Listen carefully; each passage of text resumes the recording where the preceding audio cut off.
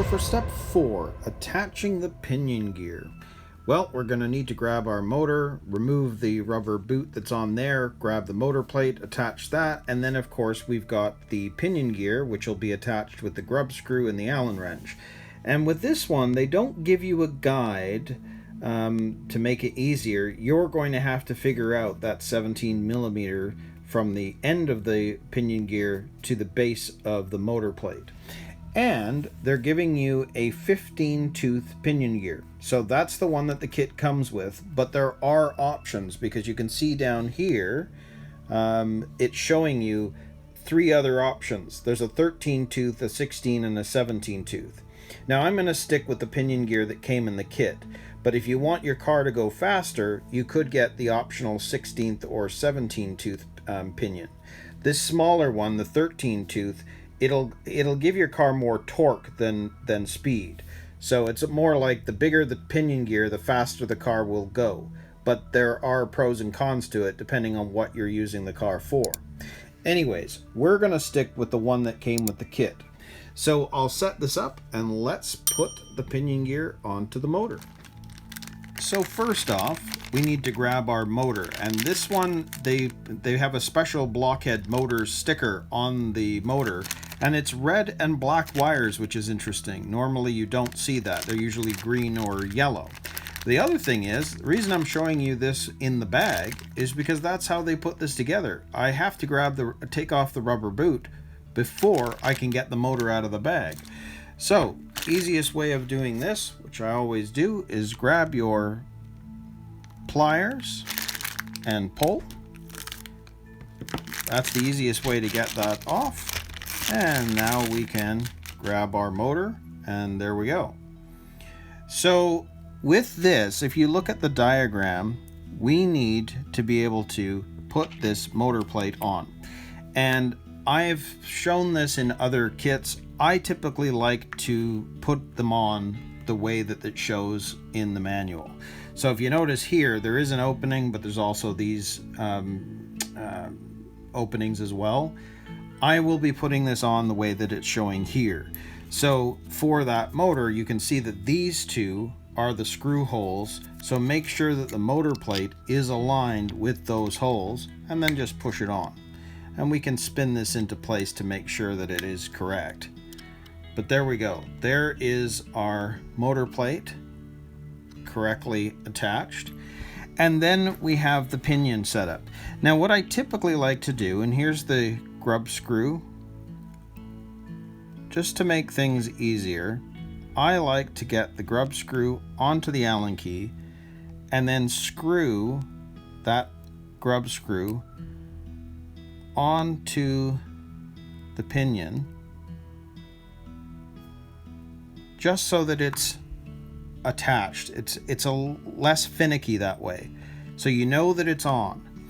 Now you can see that we have to have it at the 17 millimeters. So on the flat spot of the motor, that has to sit at 17.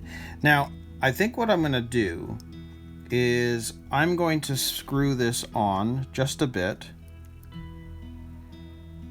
just to make sure that it's staying on the flat. So as you can see, the way that I've put the pinion gear on, I've just tightened the grub screw down enough that it still can slide on and off, but is on the flat.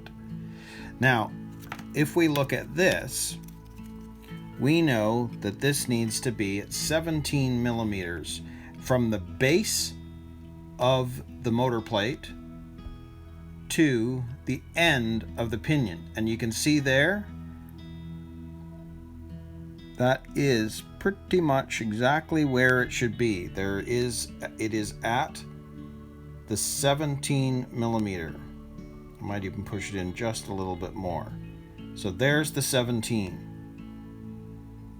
So now I'm going to take this and turn it so that it's a little bit more firm, and it is. So now we can tighten this up.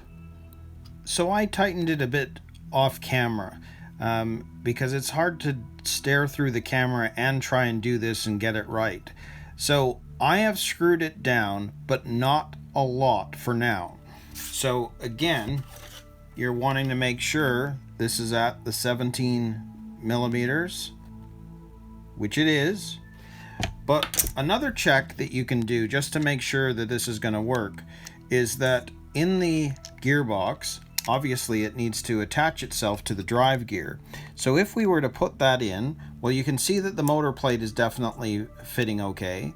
So I'm also kind of moving the pinion gear onto the drive gear. So I know there's clearance because it's going to attach properly, but if we take this out now, you will notice the grease. And see how it looks like you got grease on the whole pinion gear? Well, that means that it's actually matching with the drive gear correctly, because you've got grease going left to right all the way across. So I'm happy with that, which means that we can now grab our Allen key, and I'm now going to fully tighten this on. And again, with the grub screw, it's best to tighten it on as much as you possibly can, because you don't want that grub screw coming off when you're driving.